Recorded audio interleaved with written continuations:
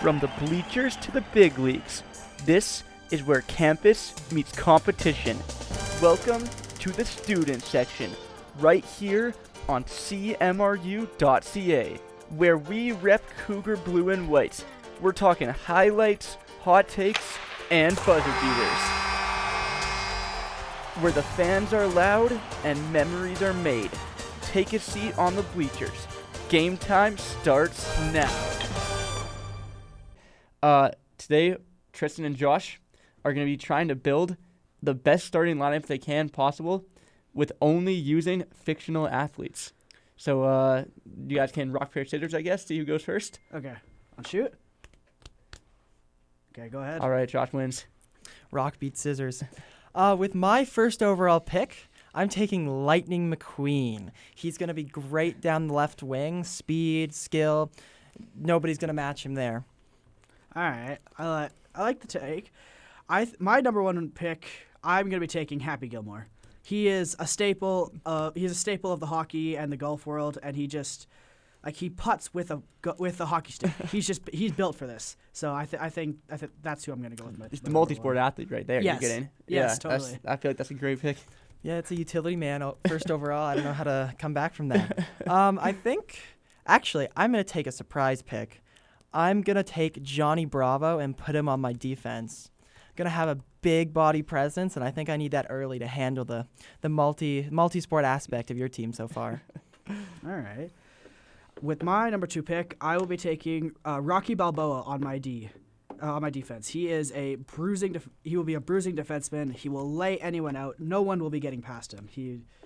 I think he's going to be a great pick. I don't know if Liam's going to veto this, but I'm going to take LeBron James. I don't know if that counts. Well, we're going to allow it. If this is Space Jam 2 LeBron James, yes, we're going to allow this. The Space Jam LeBron. We're going to take him and put him probably at center. We'll see. We'll see what the rest of the draft shakes out like. All right. On my other wing, I'll put him on my left wing. I'm going to take Forrest Gump.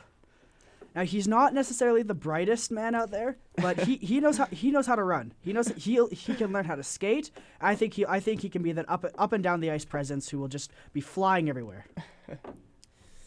With my pick, I'm gonna run a power play formation, 4 forwards, 1 defense for this starting lineup. All right. So I'm gonna take Pablo Sanchez from Backyard Baseball as my second defenseman or knockoff forward. We're gonna use him and use his power in the slot.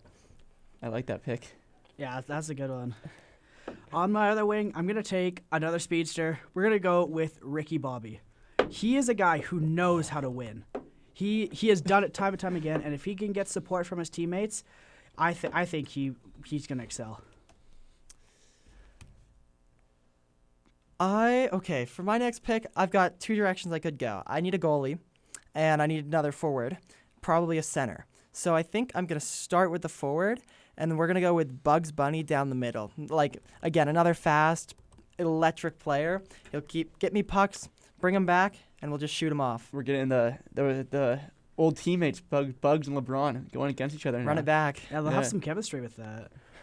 For my next pick, I'm going to take Derek Thompson from the Tooth Fairy movie. I've never seen that. If you haven't, yeah. I would recommend. He is another bruising defenseman who can add some skill with some scoring. He's a big fighter as well. I think he's gonna be great for this team. What sport does Derek Thompson play in the movie? Hockey. Okay, that works. Okay. That works. Yeah.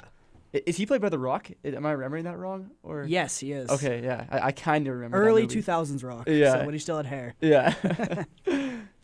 Okay, now I'm going to reach for my goalie. He was off my draft board, but he came to my head, and I need this guy on my team. Thierry Zero from Ted Lasso, their goalie. Incredible. Nothing gets past him. Van Damme, that's the wall of great Van take. Damme. That's a great take. Hey, he's gonna keep you guys stoned the whole time. Shut out. All right, I like that. I think for my final pick, for my goaltender, I'm going to take Daniel LaRusso from The Karate Kid. He has reflexes like no one else, and he's athletic as hell, and he will stop a puck. Okay, well, I'll be trying to, what I'm going to do here is I'm going to compare these teams in a best-of-7 series here and see who will eventually take it home. The first round, you guys started off strong, Lightning McQueen and Happy Gilmore. Like McQueen, he's got the leadership, he's got the experience, he's arguably the all-time GOAT of his sport. 7 Piston Cups. You just can't go wrong with that. You Hard- cannot hard go to wrong argue with with Landon McQueen. that. And he's just so fast. But Happy Gilmore, he's got the physicality, he's got the accuracy, he's got the experience in hockey. Like that's just another great pick. Also, like Landon McQueen, he has the accolades too. I think I don't know if he was it 2 Masters he's won or 1 Masters. He's won a Masters. That's all I know.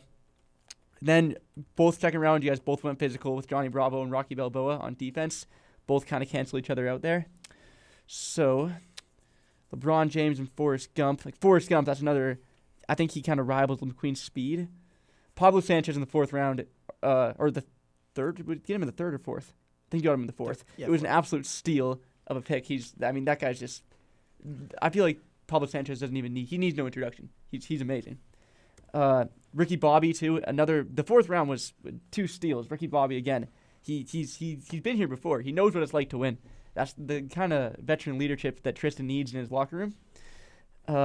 Bugs Bunny to pair with LeBron James. You just can't go wrong with that. And Van Damme in net. He's just a brick wall. Derek Thompson, I've never seen the movie, but I'm going to trust Tristan that this guy is a lights out stay-at-home defenseman. This guy, he does it all. He's great. And then Daniel LaRusso. He may be undersized, but like Tristan said, he's got reflexes like He's no so other. athletic. This series is definitely going to 7, I will say, but I think I have to give the edge to Tristan. They win in overtime in Inaugural Game 7. champ. Happy Gilmore is just, the multi-sport athlete. Like, Happy Gilmore, Forrest Gump, and Rocky, that's a dangerous big 3 right there. It's just what you need on a team. I don't know about that. Van Damme doesn't give up extra time goals, but I'll let it slide. I'll let it slide. All right, so I think now we're going to move on to some sports news. Last night, the Flames and the Oilers both played because, for some reason, every single NHL team played last night, which was... It was a busy night. It was very busy. I don't know why. A little annoying for fantasy, but Yeah. we can get into that later. Plus but, the crow child. My goodness. So, Josh, you want to start us off with the Flames game? Yeah, it was an interesting Flames game. Not necessarily for good reasons. The Flames fall 4-1 in a not so tight game. The Flames outshot the Wild, I believe, in the end, but it appears and it happens that scoring is not happening with this roster. I think Rasmus Andersson, him being gone, has certainly been a big blow to this team, and it just seems the wind has been taken out of their sails. Yeah, I wasn't able to watch the game because I was at the Crowchild Classic, but I did tune in one of the intermissions, and I looked. It was about 2 minutes to go in the first period, and the score was 2-0 for the Wild, and the Flames were out shooting them 11-3. Just goes to show that we cannot the offense we generate is always low danger, and it was Devin Cooley in net. So and he has been great. Way better than anyone's expected, so I don't really fault him for this one. But you probably would like a save. Devin Cooley went 20 for 23 for an .870 save percentage. Yeah, again, there's many defensive breakdowns with this team, and I don't think you necessarily need to blame the goalie for the past few losses. It's definitely been something to watch that the defense just seems to be lost out there. It might be the loss of Anderson, the position in the standings, but whatever it is, they need to find a way to get out of this slump quick because need a couple more wins before the end of the season. Yeah, and I just hope that we are able to make some moves at the deadline that are going to be exciting for the team. But, yeah. It was just another tank night, honestly, for the Flames. Honestly, and playing Minnesota, you're not gonna beat Minnesota realistically. Minnesota is just they're an absolute wagon this year. So I just classic tank nice. Yeah, I didn't think I'd say this, but go Canucks, go! They need to start winning some games. We need to keep losing games, and yeah. Yeah, Wild goals were scored by Kirill Kaprizov, Daniil Yurov, Matt Boldy, and Vinny Hinostroza, and the top 2 lines for the Wild were impeccable last night. Quinn Hughes played good. All the top guys play good, and I think that's what the Flames are missing is that top guy. Gavin McKenna, hey, he could be a top guy. Ivar Stenberg, either one I'll take at this point. Yeah, hopefully, if the lottery, if the lottery is kind to us, which we don't have never has a Matthew Schaefer type situation with the Rangers or Islanders climbing up 10 spots for no reason. It would happen to us of all teams. On the Flames end of things, Morgan Frost was the only one to score in that 4-1 loss. A nice shot from the slot. You're always going to take a Morgan Frost point. It's good to see him perform. He's had everybody's had a rough year, but I think Morgan specifically hasn't been where he'd like to be. So it's good to see him on the score sheet. That was assisted by Huberto, and that is, Frost from Huberto. And I think Frost, even though he's been probably having a down year by his standards, he's probably been one of our best players, which is just sad to think about. If one of our best players is a guy who's not even playing up to his full potential, it hurts a little bit. All right, well, moving on to the Oilers game. Last night, the San Jose Sharks were in Edmonton to take on the Oilers, and I didn't get to watch the game live because I had to go to work, but I did record it and watch it after. And before I get into it, let me just say, watching a hockey game without commercials and being able to skip through all the breakage and stuff, it's a whole other experience. I highly recommend it. It's a fun way to do it. To anyone who doesn't have time to watch the game live, seriously record it. Make sure you don't get spoilers and you're good to go. Yeah, honestly. I did get spoilers because the game was just too exciting not to be spoiled. Yeah. But let's get into things. It was an ugly start, like most Oilers games have been this year. It's a common occurrence. With a very common occurrence this season for some reason, with goals from Connor Graff and Adam Gaudette, instantly. Connor Graff scored in the first 20 seconds. Jack Michaels was still doing his player introductions, and then he was like, oh, he scores, because the Oilers just gave up so quickly. It was Ekholm with a brutal clearing attempt, just kind of whiffed it off the side of the boards, and then right to the Sharks defenseman, passes right to Graff, who was wide open net. I don't know if I've ever seen a net more wide open. Ingram was he was way out of position for that one.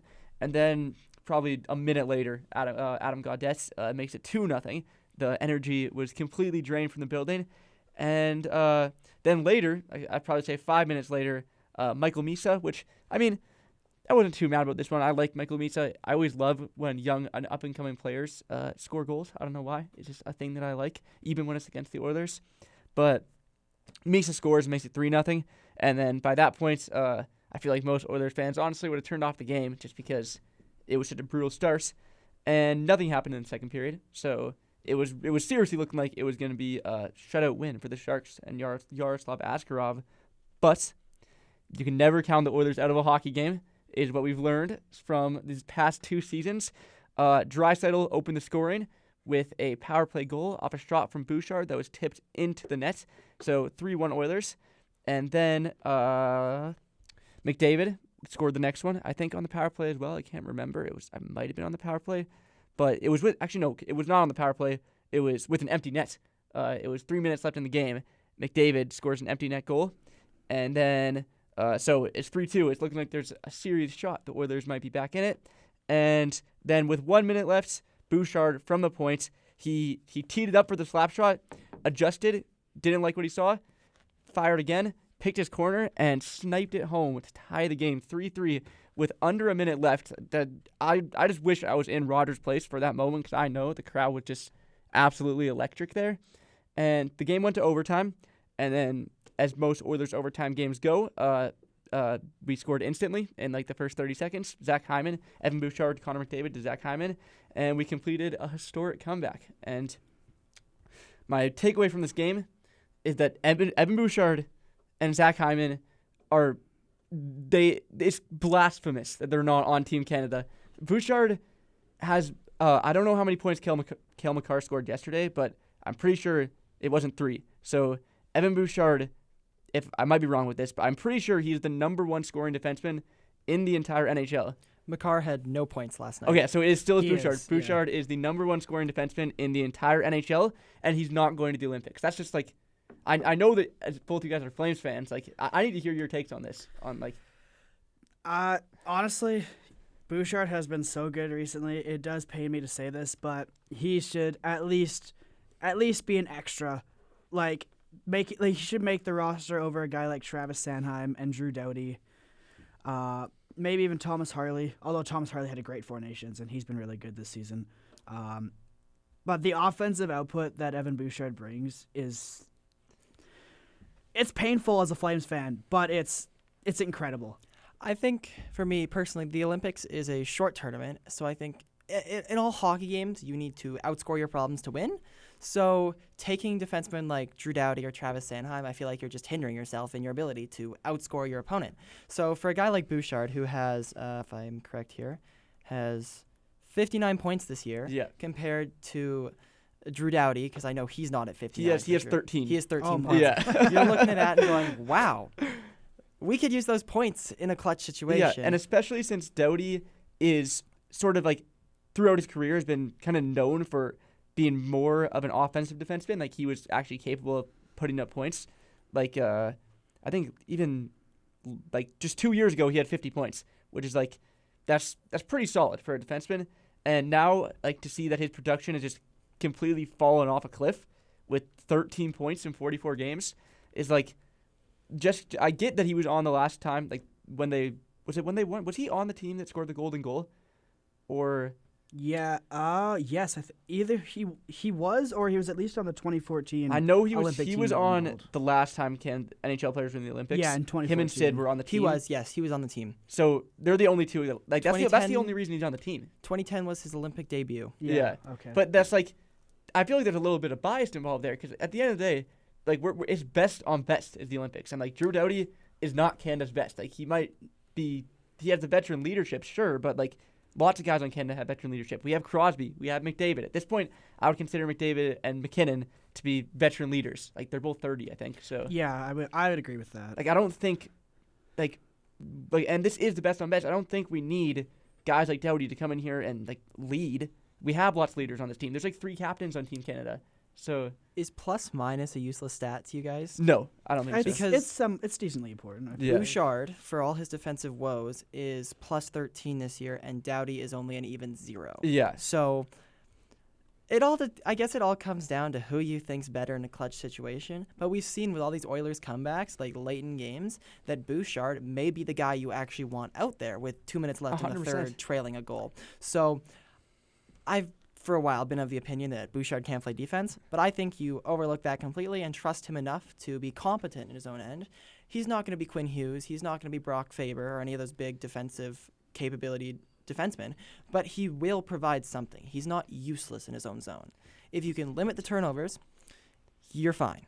And I Yeah. think you've got enough of Team Canada loves their two-way forwards for some reason. I don't know, understand it's that. crazy. But with the amount of two-way forwards you have, I think you can afford an Evan Bouchard Yeah. on defense. Absolutely. Yeah. And I don't think like Bouchard doesn't need to be playing 25 minutes at the Olympics. Like obviously you have Taves and Makar who are going to be playing like the majority of the minutes. like that's the top line, right? Yeah. Like Bouchard can be on the third line, third D pairing and getting like 16, 17 minutes maybe and still producing. Like he's not asked to be the number 1 defenseman for Team Canada, but like to leave him off the team, he's not even a reserve. Like just to leave him off, it's frankly ridiculous. It is. When guys like Drew Doughty, I know we've been hating on Drew Doughty for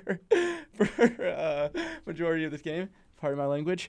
But like he just at this point in his career, he just can't cut it compared to like Evan Bouchard and even Matthew Schaefer. I would take Matthew Schaefer, even though he's 18 years old. He's younger than me. I would take him over Drew Doughty. It's just.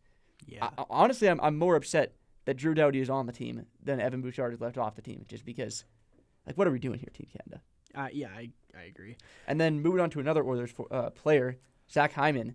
He was named as one of the reserves, I'm pretty sure, but I heard this morning that Sam Bennett got the text that he will be the replacement for Braden Points, and I just want to hear your guys' opinions on that. Well, first of all, I think it should have been Mark Scheifele that got that text. I think it's just absolute robbery that he has not made the team. He is by far one of the best players in the league, one of the best players on a pitiful Jets team who was their fall-off needs to be studied, but that's a different topic. But it's just incredible that Scheifele got left off. But with Bennett, I like bringing Bennett up. I think Hyman, he's great. I just don't think he fits the talent that needs to be on Team Canada. I do think Bennett's a better player than Hyman. He had that huge. Whoa! clutch. I'm gonna stop you there for just a second. Bennett better than Hyman? Well, I mean, he scored some crazy goals. He's a Conn Smythe winner. Like maybe the worst Conn Smythe of all time, though. If we're gonna be completely honest, Zach Hyman. This is just his last 20 games. Has 13 goals and 9 assists, and has been since Josh. How many Hutchinson. of those were net front tap-ins That's from the like- Oilers power play? But he's great so at that. you Like, take him to sit in front of the net? Yes. Like what Can is Sam Bennett do that exact same thing? he'll do it, but he'll and do it probably worse. better. Sam Bennett will do it worse because Hyman, like I think Hyman is better on defense and than Sam Bennett is, and We're trying to outscore our problems here, not play neutral zone trap for 60 minutes a night. yeah, but Or I guess a morning because the Olympics are in Italy. and if we're going to talk about outscoring our opponents, Sam Bennett can barely do that. I'm just really quick. I'm just going to check his stats in his last 20 games, or how many goals he even has on the season. Or I guess he has 9 goals and 11 assists in his last 20 games. So I'm underrating him a little bit, but Florida has like, picked it up recently. and there's like beef with players and Sam Bennett on the team. You bring in Hyman, you bring in McDavid's best buddy, you bring in his line mates, like someone who can actually operate with him. Bennett is McDavid's his rival, bro. You just like there's no chemistry involved there. There's not. Correct me if I'm wrong, but there's no other Florida Panthers on Team Canada. Is Marchand on the team? I can't remember if Marchand made the team. I want to like say he did. I want to say I'm pretty sure he did. If he did, then what I'm saying can just be like invalid right now. But we're just gonna check that up right now. Yeah, take a quick look. I will bring up real quick though, if like you take all those Oilers, do you feel like you put them all together on the same unit? Bouchard, McDavid, Hyman. Like, do they play together, or do you split them up theoretically? I think it's situational. When you're playing Latvia or France or Italy, that's when you can kind of have fun with the lines and play Bouchard and McDavid and Hyman together. Totally. But when you're playing United States and Sweden, you're gonna want like your top pair. Like, what was McDavid's line in Four Nations? Was it McDavid, Marner, and Reinhardt? Something like that. I know the lines got shuffled a fair bit in that tournament. You kind of want just best players with best players. So yeah. Marchand is on the roster. Okay. He is okay. Yeah. So you have him to play with Bennett, but like I'm honestly looking at Sam Bennett's stats now. I might just like take the loss here and be like, you know what? I was underrating this guy. He has 19 goals and 23 assists. I was underrating him a little bit. It's Oilers not bias on our Calgary sports talk show. it's not as bad as I thought it was, but I'm still personally taking Hyman, and even as Tristan said, I'm still taking Mark Scheifele over him as well. Yeah. Just like or is Morgan Geekie American or Canadian?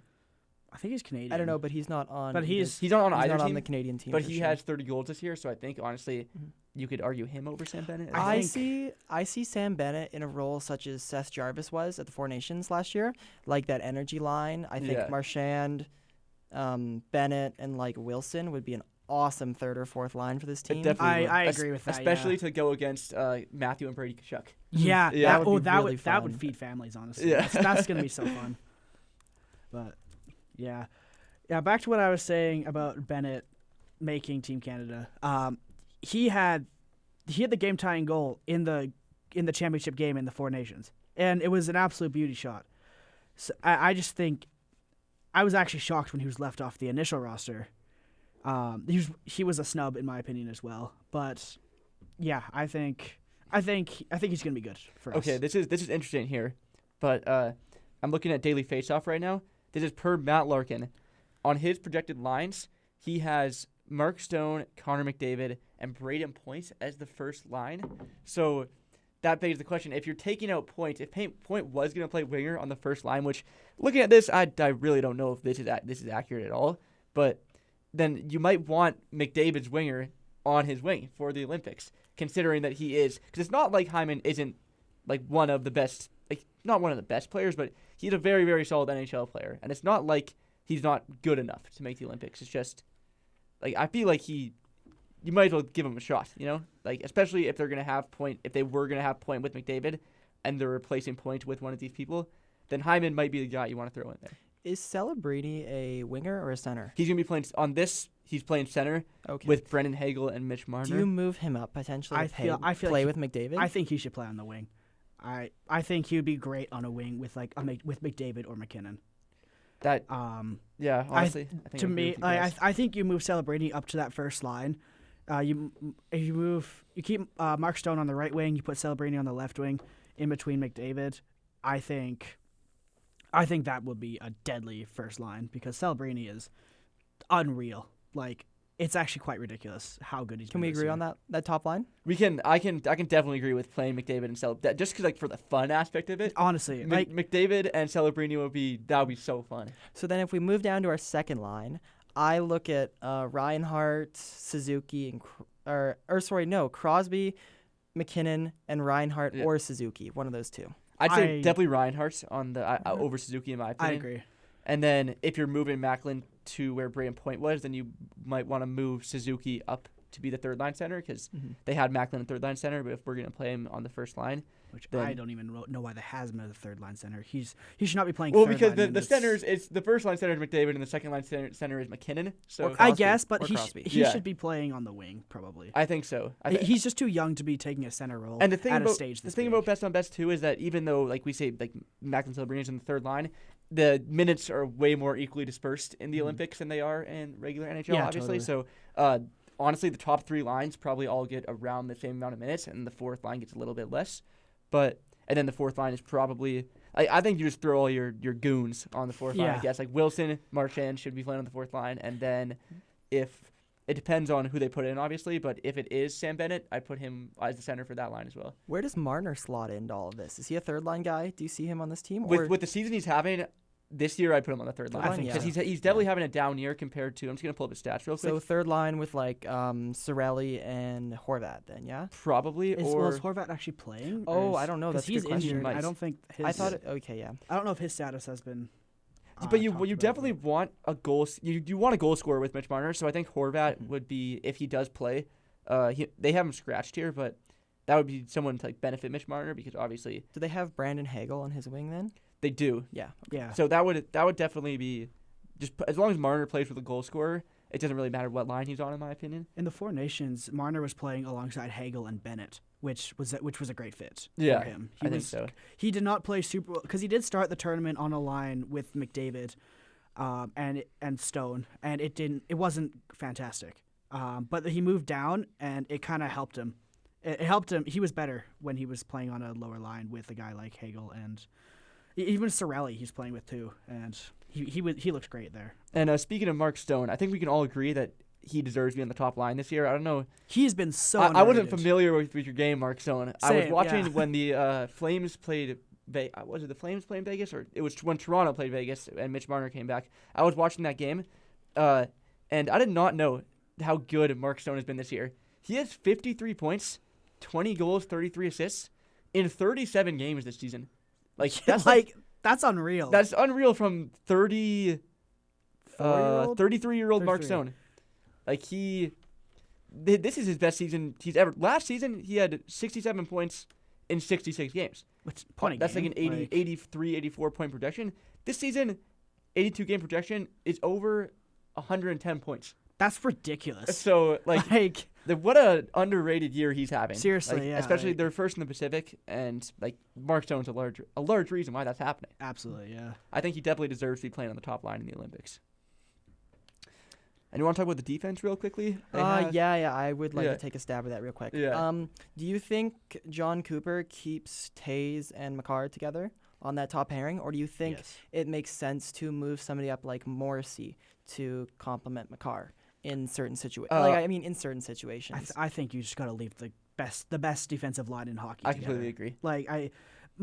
Taves is exactly what McCarr needs so that he can excel. Because Taves, he's not like completely stay at home. Like he has offensive output, but he is. I'd say Devin Taves is probably a top 10 defensive defenseman in his own zone in the whole NHL. And then I think what Team Canada is going for with these lines is kind of having one offensive producer, and like one like true offensive producing defenseman, and then one guy who is more than capable in his own zone. So if you're gonna put Morrissey with either Sanheim or Doughty, like Morrissey again is elite on offense. So I don't think putting Morrissey and McCarr together would make much sense because you also kind of want to disperse the talents along the lines as well. Absolutely, yeah. I like Harley and Morrissey on a pairing together. I think that. I think they have Harley scratched here, but I think Drew Doughty should be scratched. I think he deserves it. He's played really well for Dallas this year.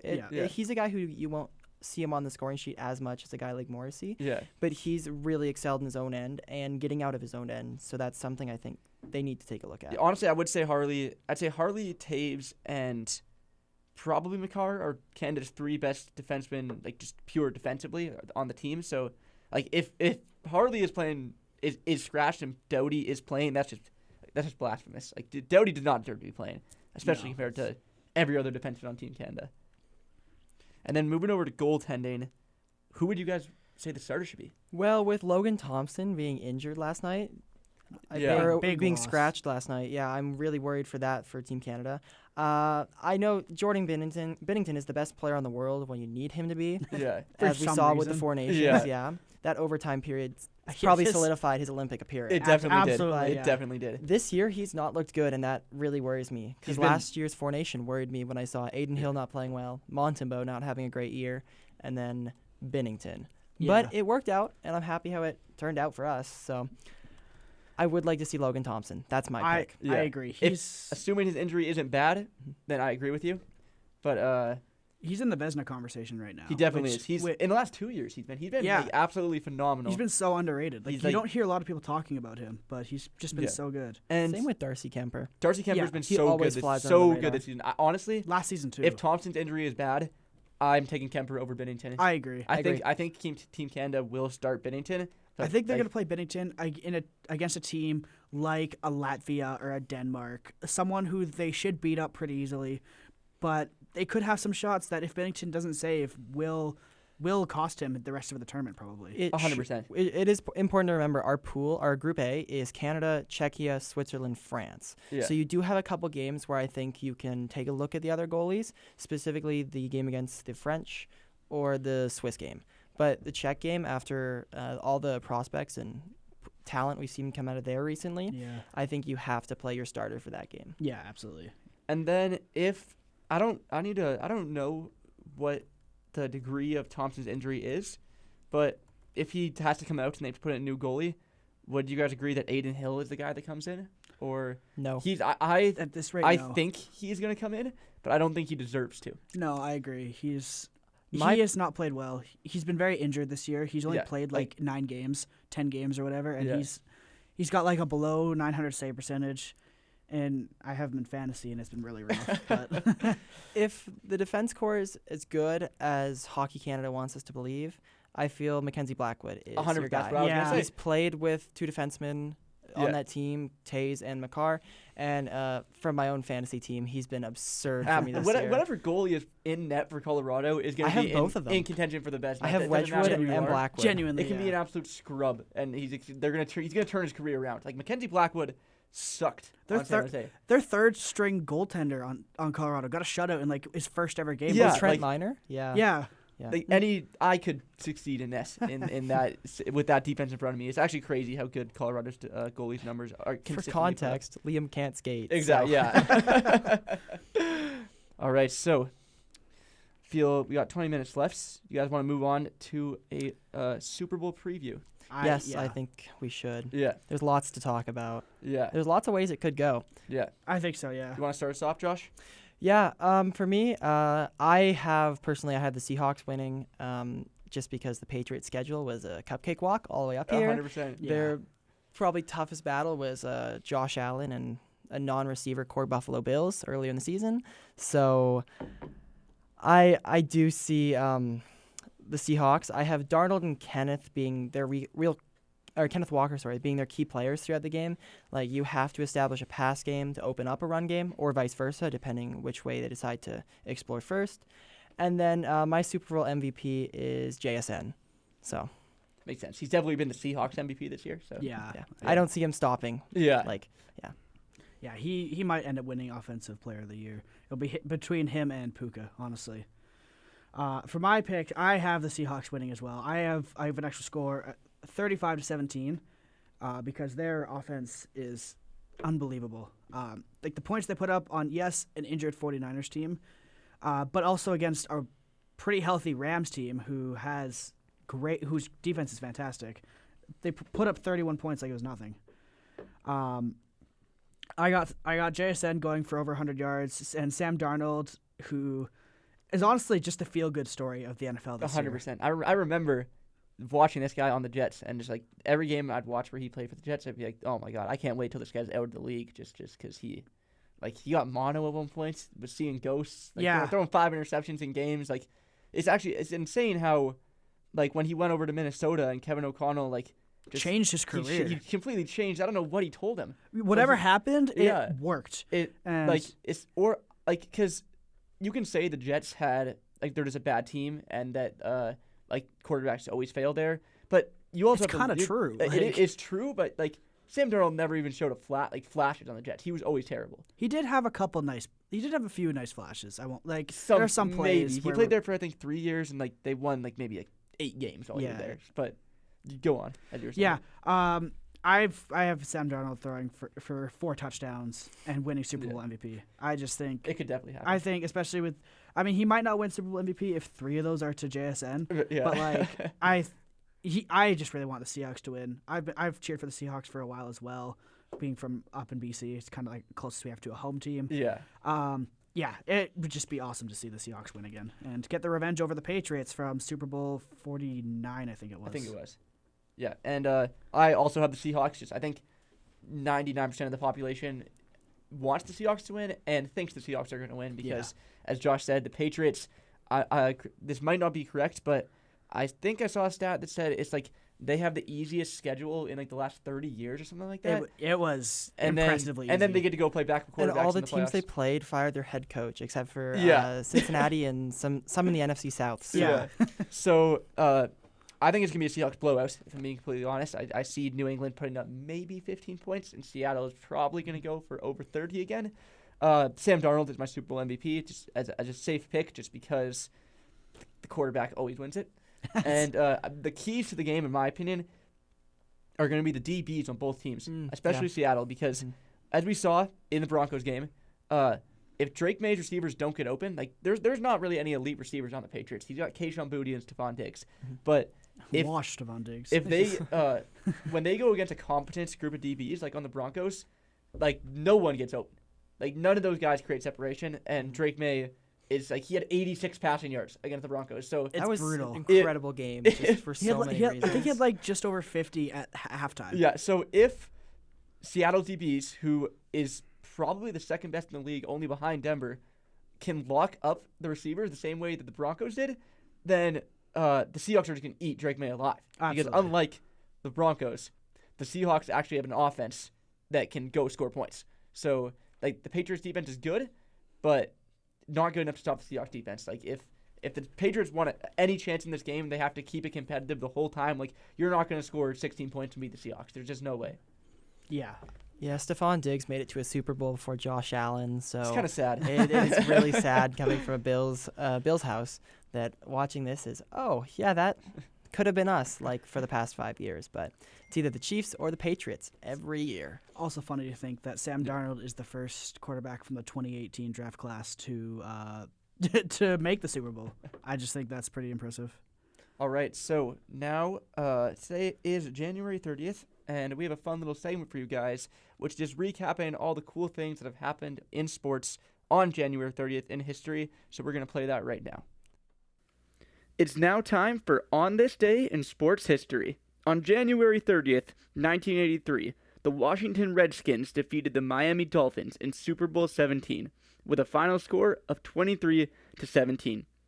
Redskins running back Josh Riggins absolutely dominated, taking home the coveted Super Bowl MVP award.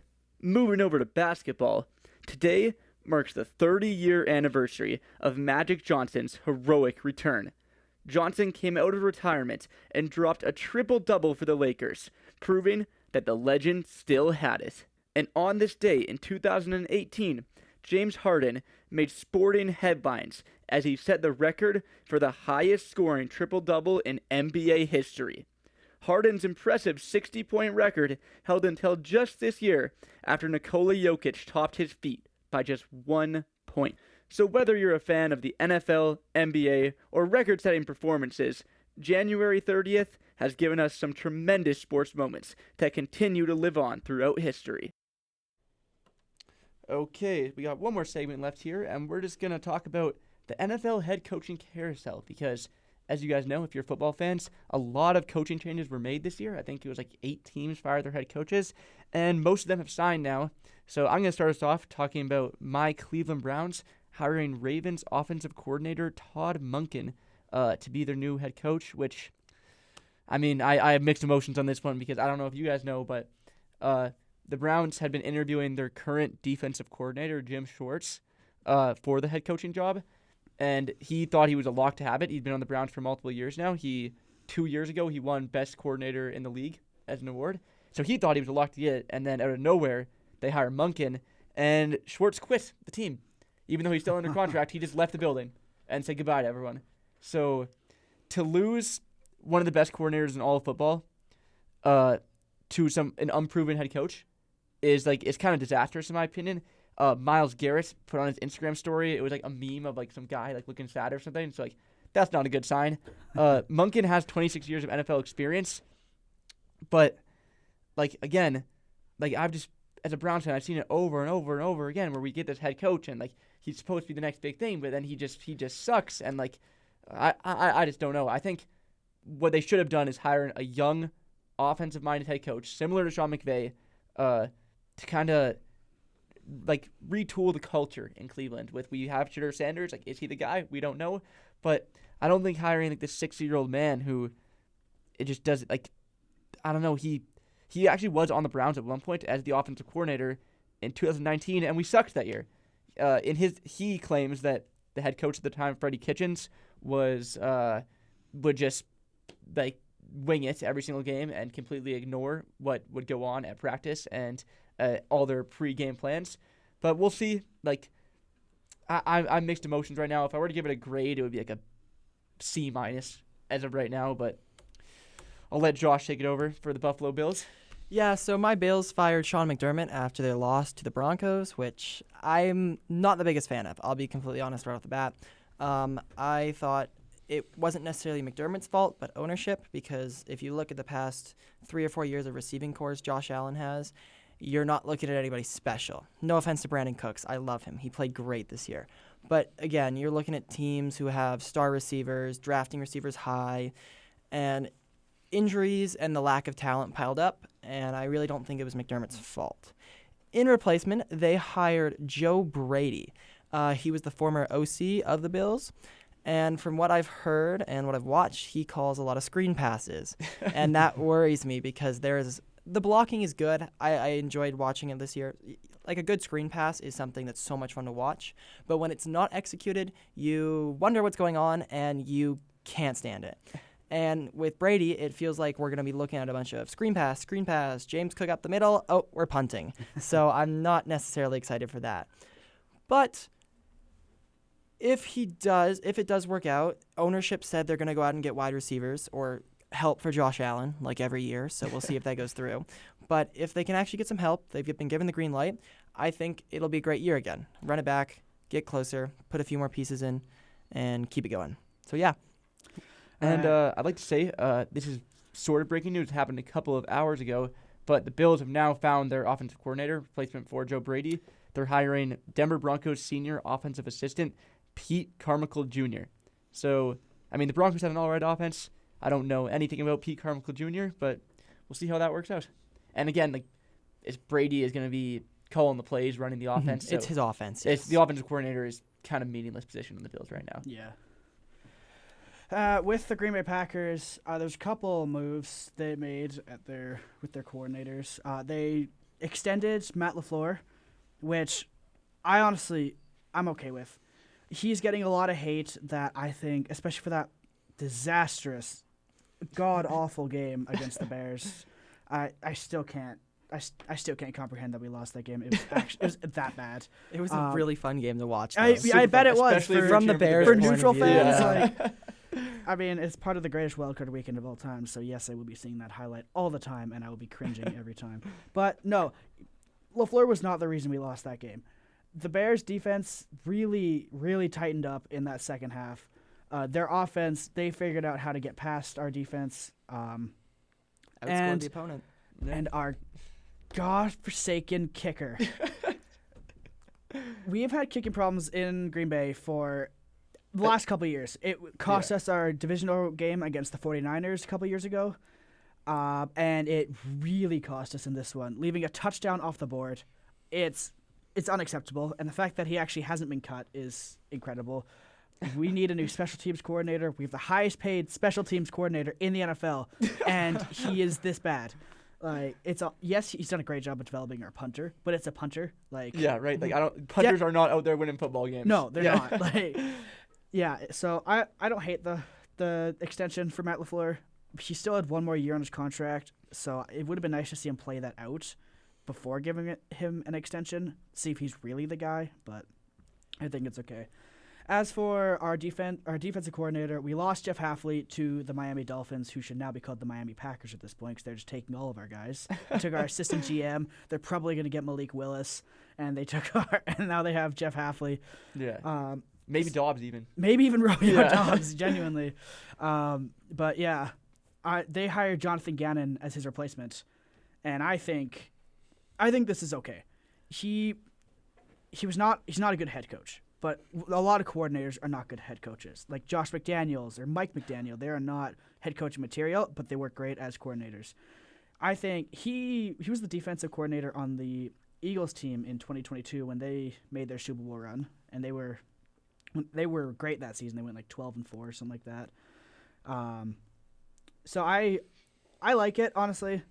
I think it's going to be one of those things we'll kind of wait and see what happens, whether this could either be great or they might just fire him after 1 year if it's awful. So he's got a lot of defensive tools to work with. Okay, for the last 5 minutes, I've come up with a definitely hot take that I want to see what you guys think about. I'll give my rundown on it real quick, and then you guys can light me up with your questions and how I'm wrong. So here we go. I believe the New England Patriots dynasty, the Brady era, gets so much over credit. I don't think it actually deserves it. And here, let me tell you why really quick. The AFC, oh my goodness, it was weak for those years of Brady dominance. The Bills weren't good. The Chiefs weren't good. The Jets are the Jets, right? Yeah, that's like true. It was, oh my, they were walking through. After Brady left, guess what happened to the Patriots? They started losing. Is it Brady's dynasty? Probably, but was it just his dynasty? I want to bring in one more thing because I know you're going to think I'm going here. Deflategate. Okay. Flat footballs. There were scissors found on the field, allegedly. Yeah, what do you guys think? Do you think I'm insane? I will say that You it's are not insane. it's not ridiculous to say that they're slightly overhyped because honestly, but for a different reason. Because in my opinion, it was Tom Brady that was like I think that he mattered so much more to the Patriots than Bill Belichick and like any other player for that matter did. And like the rest of the teams in general don't get they get a little bit overhyped, especially Brady's receivers. I think like honestly, if Julian Edelman didn't have Tom Brady throwing him the ball, he would be a no-name. He would be and like not Gronk, obviously Gronk's the greatest tight end of all time, but even Danny Amendola and just any player on their defense for that matter. If Tom Brady wasn't the quarterback, like they would maybe have won one. What do you know about Dalton Kincaid and the best tight end of all time? Nah, Tucker Kraft, he's going there. Harold Fanning and David Njoku? Well, I don't know. We got some good tight ends over here. I'm gonna be honest. I think that's just blasphemous. The Patriots. It's a hot take yes, for a reason. Yeah, and I respect the take. I just think the Patriots, like they were so dominant because they didn't just play AFC teams. They played a lot of NFC teams, and they dominated. Like, and even in the AFC, they did have some competition. They had Big Ben and the Steelers. They had Peyton Manning and the Colts, and then the Broncos later on. Yeah. Like there were a lot of Yeah. talented quarterbacks in the AFC and the NFC too, like Drew Brees and the Saints, Aaron Rodgers and the Packers. You had those teams that like did kind of pose a chance to stop them, but the fact that they kept beating all those teams is just goes to show how dominant they were. All right, well, we're going to have to wrap things up pretty quickly here, but I will say one thing before the outro plays is that Tom Brady did lose to Eli Manning the 2 times he played him. So 0-2 against Broncos quarterbacks. Yeah. Drake May. 1-0 in the playoffs. That is true, But that is probably going to do it for today's episode. We appreciate anyone who is listening in or watching on YouTube afterwards. And I hope you guys all have a good rest of your days. We'll see you later. Bye. That's going to do it for today's edition of the Student Section. From the nosebleeds to courtside, from all of us here, thanks for tuning in today. We'll be back next time with more breaking news, highlights, hot takes, and debates that you'll definitely be arguing about in your next class. Until then, stay loud, stay loyal, and go Cougars!